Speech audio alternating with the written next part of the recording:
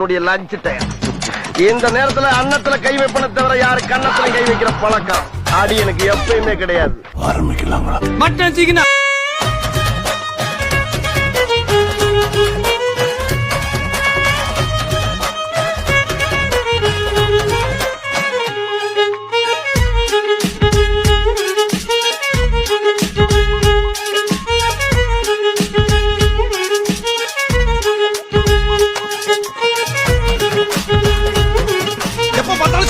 சாப்பாடு இனிமேல் சாப்பாடை பத்தி பேசினா வாய் இருக்காது.